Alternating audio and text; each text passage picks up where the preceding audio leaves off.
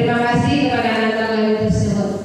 Oke, hari ini Ibu akan mendefinisikan 7 jurus PK. 7 jurus PK ini adalah yang sudah Ibu dapatkan dari pelatihan di Sibolga. Jadi ada 7 jurus PK yang seharusnya dikuasai oleh guru PK dan guru mata pelajaran. Dan selain itu ada juga 7 jurus ini yang seharusnya anak kami tahu. Jadi 7 jurus PK ini apa itu Bu? 7 jurus PK apa saja Bu? Nah, mari kita lihat. Video mari asun kok. Sun.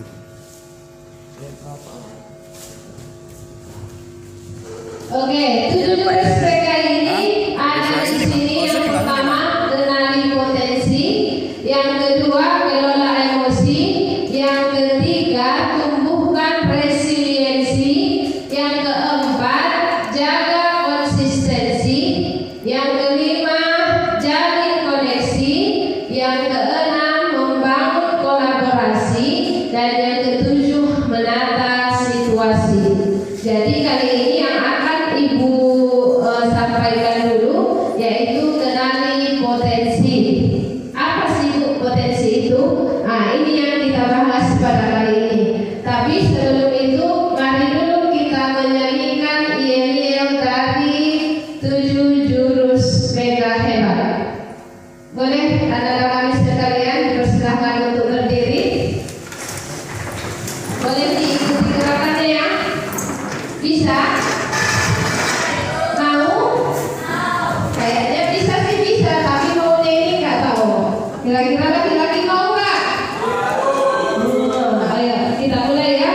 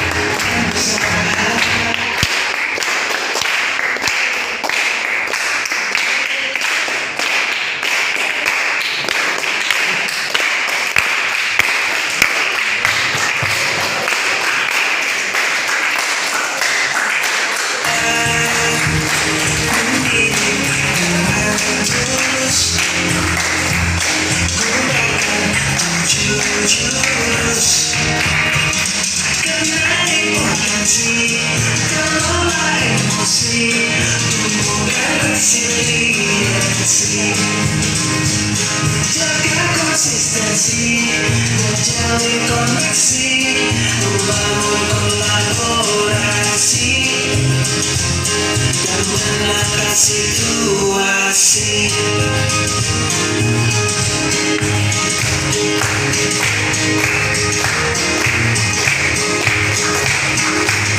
Sekolah aman nyaman dan juga menggembirakan, tempat bertumbuh harapan. Bersama ayo kita wujudkan, mendidik dengan tulus, gunakan 7 jurus. Kenali potensi, kelola emosi, tumbuhkan resiliensi. Jaga konsistensi, menjalin koneksi, membangun kolaborasi, dan menata situasi. 7 jurus PK hebat, bersama murid melangkah tepat. 7 jurus PK hebat, 7 jurus yang akan ku ingat.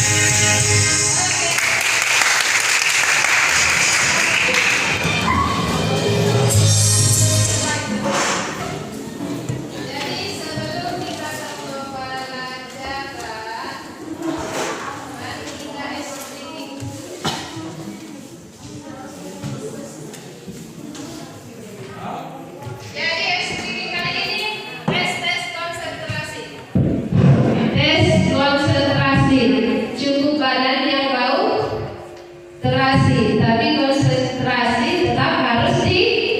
belaga. Oke, ini tepuk-tepuk ya.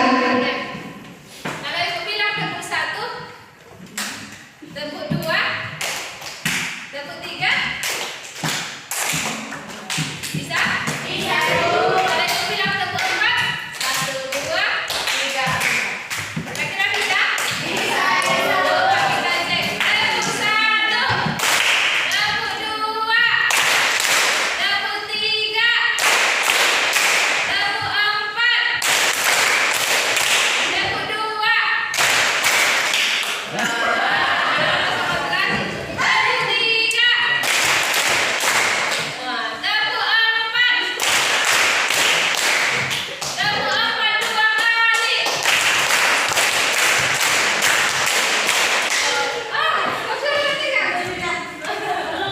Oke, terima kasih. Sekarang kita langsung ke pembahasan kita kali ini ya, yaitu apa sih yang dinamakan dengan kenali potensi.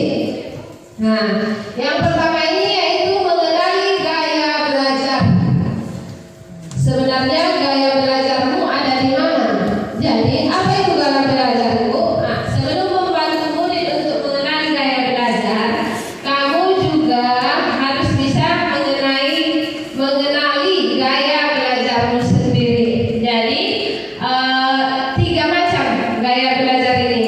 Ada dia kinestetik, ada dia visual, dan ada juga yang dinamakan auditory.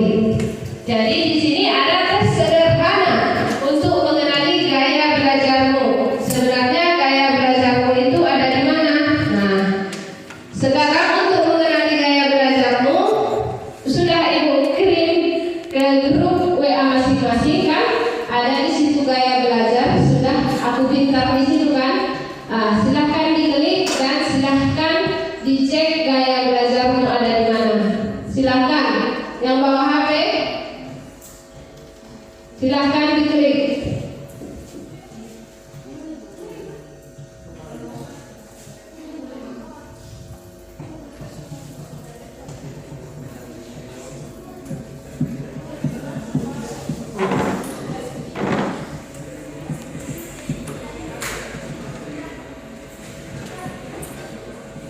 Sudah, di situ nanti ada 3 macam gaya belajar. Ada gaya belajar tadi yang termasuk dia kinestetik, auditory, dan satu lagi tadi ada ya.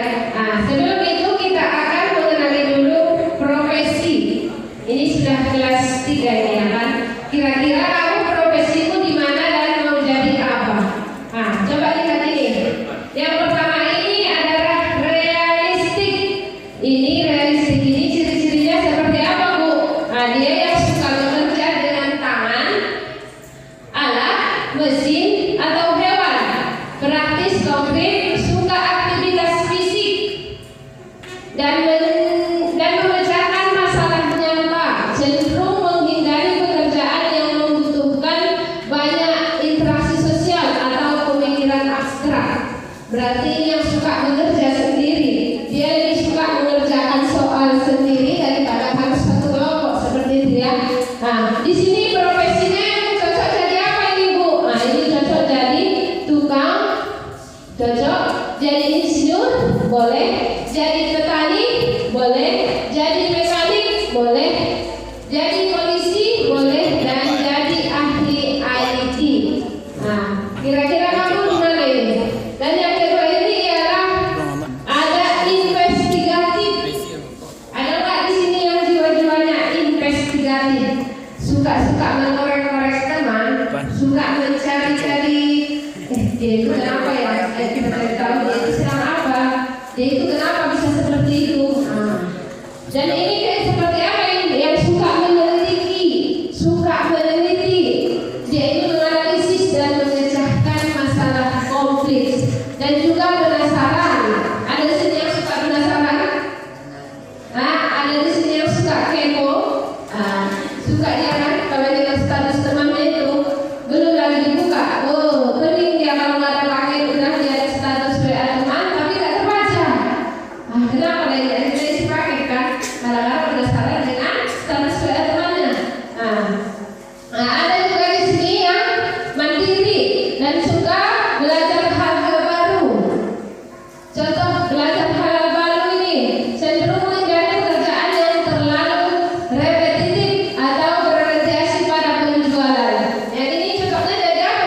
Nah, ini dia cocok dari ilmuwan, peneliti, dokter, programmer, analisis data, dan psikolog.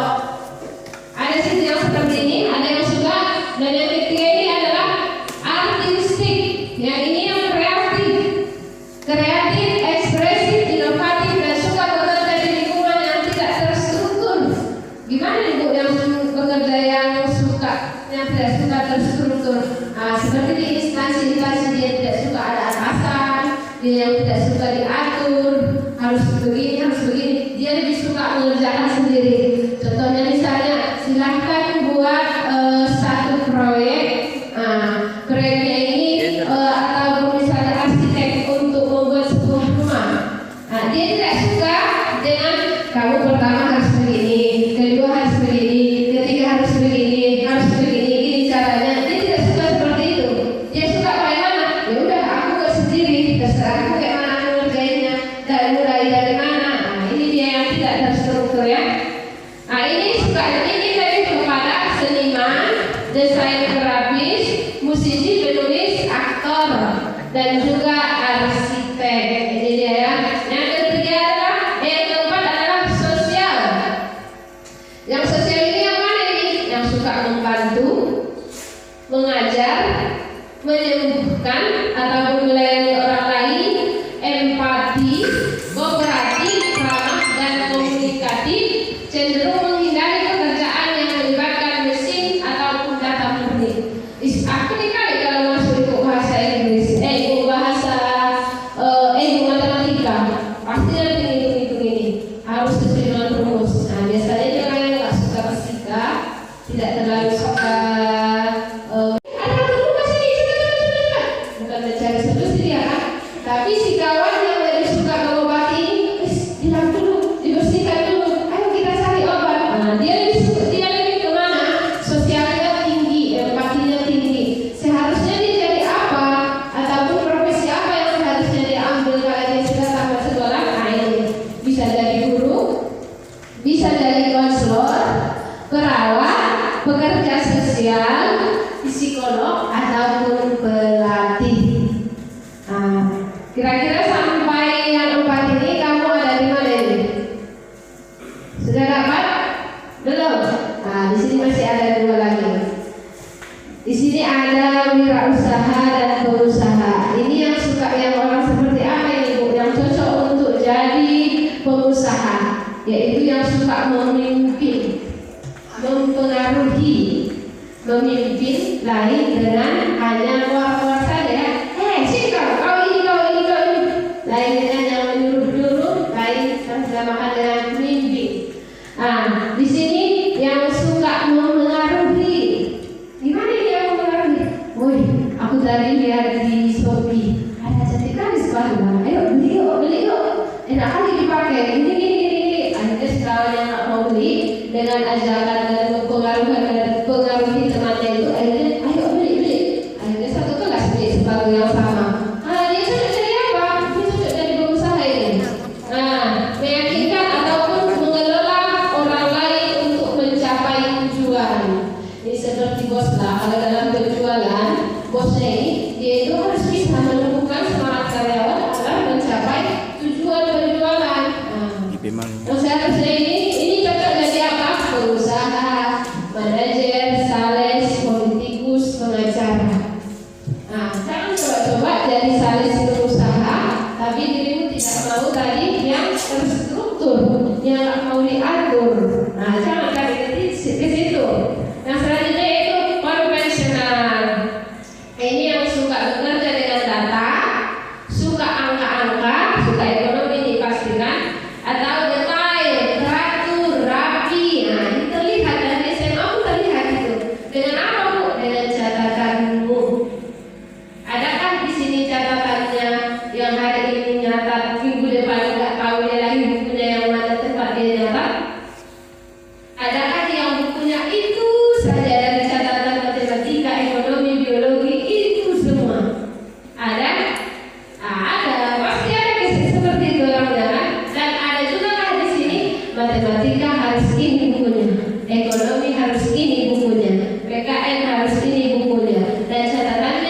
terlampir dengan rapi mulai dari pertemuan pertama dan terakhir. Ada? Itu cocoknya jadi apa, Bu? Itu cocok jadi akuntan, administrator, usahawan, analisis keuangan, ataupun jadi sekretaris. Jangan coba-coba yang catatannya entah kemana, tapi mau jadi pekerja bank. Bisa deh, poning mulai kan, yang tidak suka matematika tapi harus jadi sales. Bisa deh kira-kira ini. Nah, tidak sesuaikan. Manakah kira-kira menurutmu yang cocok dengan dirimu? Itulah profesi yang harus kamu jalani. Selanjutnya yaitu